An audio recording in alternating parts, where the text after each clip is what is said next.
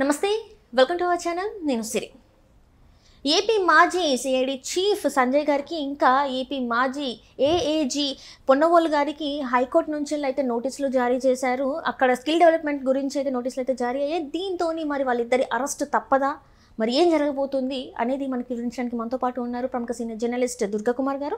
నమస్కారం సార్. నమస్కారం మా సిరి, మన వీక్షకులు కూడా నమస్కారం సార్. మనం చూసాం చంద్రబాబు నాయుడు గారి అరెస్ట్ సమయంలో స్కిల్ డెవలప్మెంట్ దాంట్లో అయితే ఇప్పుడు హైకోర్టు అయితే పొన్నవోలు గారికి ఉన్న ఇంకా సంజయ్ గారికి అయితే నోటీసులు అయితే జారీ చేసింది. దీంతో మరి వాళ్ళిద్దరు అరెస్ట్ ఖాయమే అంటారా? అంటే యాక్చువల్గా ఈ పొన్నవోలు సుధాకర్ రెడ్డి గారు, తర్వాత అప్పటి సిఐడి చీఫ్ సంజయ్ కుమార్, వీళ్ళిద్దరు కూడా ఈ స్కిల్ డెవలప్మెంట్ కేసులో కొంచెం అతిక్రమించి ప్రవర్తించారనేది ఆ రోజున ఉన్న ఒక విమర్శ అయితే ఉంది. అది వాస్తవం కూడా. దీని మీద అనేక మంది కేసులు కూడా వేశారు.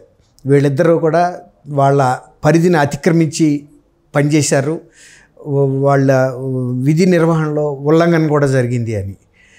అయితే ఏఏజీ పొన్నవోలు సుధాకర్ రెడ్డి గారు ఒక నియామకం ద్వారా వచ్చిన వ్యక్తే కానీ ఆయన ప్రభుత్వ ఉద్యోగి కాదు. ఆయన జగన్మోహన్ రెడ్డి గారికి గతంలో కొన్ని కేసుల్లో సహకరించినందువల్ల ఆయనతో ఉన్న సాన్నిహిత్యం వల్ల ఆయన అడిషనల్ అడ్వకేట్ జనరల్గా నియమించారు.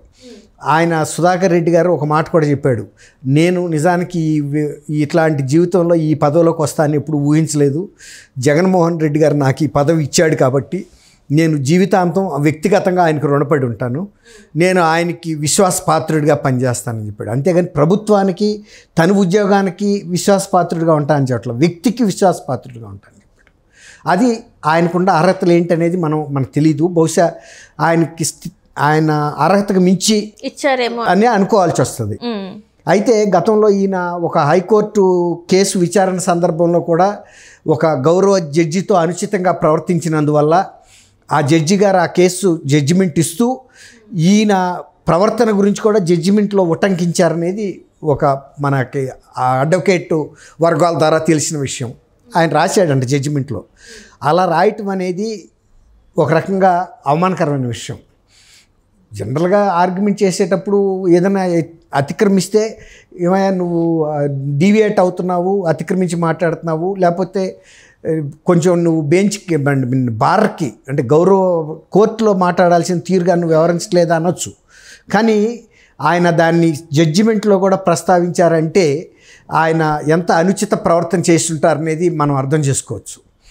రెండోది ఏంటంటే, చంద్రబాబు నాయుడు గారిని స్కిల్ డెవలప్మెంట్ కేసులో అరెస్ట్ చేసిన సందర్భంలో వీళ్ళు ప్రత్యేకంగా ప్రెస్ కాన్ఫరెన్స్ పెట్టి చెప్పాల్సిన అవసరం ఏం లేదు. వాళ్ళు కోర్టులో ప్రొడ్యూస్ చేసినప్పుడు సహజంగా అది మీడియాలో వస్తుంది. కానీ ఆయన ఈ కేసులో తగిన ఆధారాలు లేకుండా ఈ కేసు పెట్టాము, ఈ కేసు నిలబడదు కాబట్టి వాళ్ళ ఉద్దేశం ఏంటంటే ఆయన ప్రతిష్టను దెబ్బతీయటంగానే పెట్టుకున్నారు. కాబట్టి మ్యాక్సిమం ప్రతిష్టని దెబ్బతీయటానికి ఉపయోగించుకోవాలి తప్ప ఈ కేసులో చంద్రబాబు నాయుడు గారికి శిక్ష పడుతుందని కానీ పడే అవకాశం ఉందని కానీ వాళ్ళు అనుకోలేదు, అక్కడ లేదు. కాబట్టి వాళ్ళు దీనిలో ప్రోగ్రెస్ చూపించారు. ఆయన అరెస్ట్ కాగానే వెంటనే అమరావతిలో ఒక ప్రెస్ కాన్ఫరెన్సు, పక్క రాష్ట్రమైన రాజధాని హైదరాబాద్లో ఒక ప్రెస్ కాన్ఫరెన్సు, దేశ రాజధాని అయిన ఢిల్లీలో ఒక ప్రెస్ కాన్ఫరెన్సు.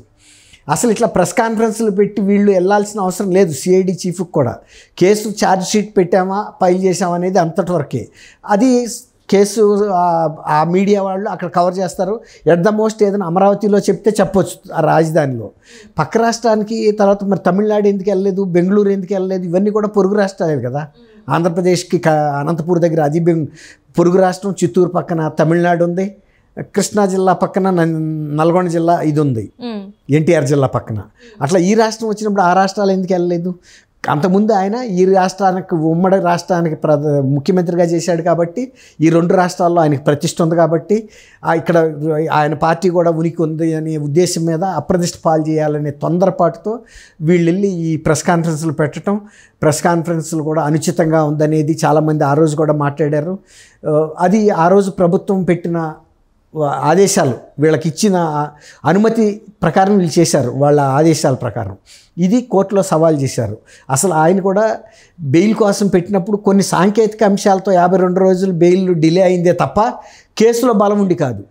కేసులో నిజంగా బలం ఉండి అసలు కేసు మీద డీటెయిల్స్ మీద మీ దగ్గర ప్రాథమిక సాక్ష్యాధారాలు ఏమన్నాయి, ఇప్పుడు ఈయనకి బెయిల్ అడుగుతున్నాడు, ఇవ్వాలా వద్దా అని సిబిఐని అడుగుతారు, సిఐడిని అడిగినప్పుడు ఇదే సుధాకర్ రెడ్డి గారు అడిషనల్ అడ్వకేట్ జనరల్గా ఆయనే వాదించాడు. సిఐడి తరఫున, ప్రభుత్వం తరఫున వాదించినప్పుడు ఏమి స్పష్టమైన ఆధారాలు ఆయన చూపించలేకపోయాడు. మీరు ఏదేదో చెప్తున్నారు, నేను అడిగింది స్ట్రైట్గా ఆధారాల గురించి అని అక్కడ ఏసీబీ కోర్టు గౌరవ జడ్జి గారు కూడా విజయవాడలో అడిగారు. అక్కడ కూడా ఏమి సరైన చెప్పలేని సందర్భంలో కూడా ఆమె అంది, మీరు అన్నెసరీ విషయాలు చెప్తున్నారు తప్ప మేము అడిగిన వాటికి చెప్పట్లేదని. సరే, సాంకేతిక అంశాల మూలన ఆ గౌరవ జడ్జి గారు ఇవ్వలేకపోయినా హైకోర్టులో 52 రోజులు అయ్యేటప్పటికి ఈ కేసు మెరిట్స్ మీద, ఇందులో ఉన్న అంశాల మీద దృష్టి పెట్టినప్పుడు జడ్జి గారు అడిగారు, మరి మీరు పెట్టిన అంశాల్లో ఏది కూడా ఒక బేసిక్ అంటే ప్రైమా ఫేసి అంటారు, ప్రాథమిక సాక్ష్యాధారాలు నాకు కనపట్టలేదు, ఇంకేమైనా మీ దగ్గర ఉంటే ఇవ్వండి అంటే మా దగ్గర కూడా ఏం లేవండి, మేము ఇంకా ఇన్వెస్టిగేట్ చేసి మీకు సమర్పిస్తామని చెప్పారు. మళ్ళీ కూడా ఆయన్ని మా కస్టడీకి ఇవ్వమని అడిగారు.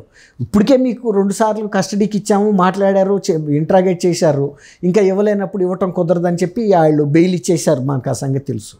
ఆ తర్వాత ఆ కేసు మీద వీళ్ళు ఫర్దర్గా కూడా ఏమి మాట్లాడలేదు. ఇంతలోకి ఎన్నికలు వచ్చినాయి, ప్రజా తీర్పు వచ్చేసింది. సరే, ప్రజా తీర్పు వస్తే కేసులు వెళ్ళిపోవాలని మనం చెప్పాం. ఖచ్చితంగా ఎవరు ఏ నేరం చేసినా దానికి మూల్యం అయితే చెల్లించాలి. కానీ వాళ్ళు ఆ తర్వాత కూడా వాళ్ళ టైంలో ఇంకా దీనికి సంబంధించిన సాక్ష్యాధారాలు ఏమీ కూడా యాడ్ చేయలేకపోయారు ఆ ఛార్జ్ షీట్కి. కాబట్టి ఇవాళ వీళ్ళు అతిక్రమించి ప్రవర్తించారు, సాక్ష్యాధారాలు లేకుండా అరెస్ట్ చేశారు, వీళ్ళు ఈ ప్రెస్ కాన్ఫరెన్స్లు పెట్టడం కానీ ఇవన్నీ కూడా బహుశా కోర్టు ప్రాథమిక సాక్ష్యాధారాలు ఉన్నాయి, వీళ్ళు కొంచెం అనుచితంగా వ్యవహరించారు, ఒక మాజీ ముఖ్యమంత్రి అరెస్టు పట్ల అనుసరించాల్సిన నియమ నిబంధనలు కూడా పాటించలేదు.